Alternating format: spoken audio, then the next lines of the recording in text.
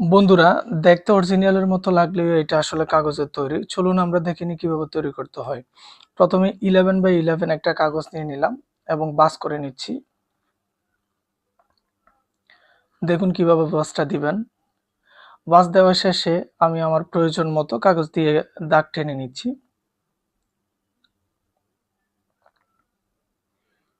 এটা আপনারা ছোট বড় করতে পারেন দাগটা। দাগ দাগ দেওয়া শেষে আমি কেচি দিয়ে সুন্দরভাবে নিখুঁতভাবে কেটে নিব। প্রয়োজনীয় অংশ রেখে অপ্রয়োজনীয় অংশটুকু আমি ফেলে দিব। কাটার সময় অবশ্যই খেয়াল রাখবেন যে দাগ দিয়েছিলেন সেই দাগ অনুযায়ী যাতে আপনার ফুলটা কাগজটা কাটেন আপনি। কাটা শেষ আমার।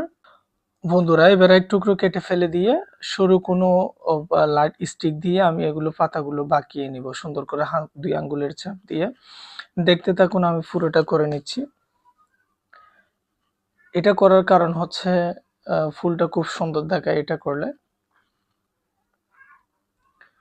বন্ধুরা, আমার শেষ। এবার ফেভিকলের সাহায্যে আমি এটা আটকিয়ে দিচ্ছি। খুব ভালোভাবে আটকিয়ে নিলাম।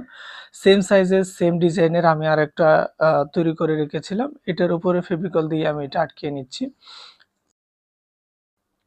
একই রকম অন্য কালারের আমি আরেকটা করে রেখেছিলাম। এটা এটার উপর লাগিয়ে নিলাম।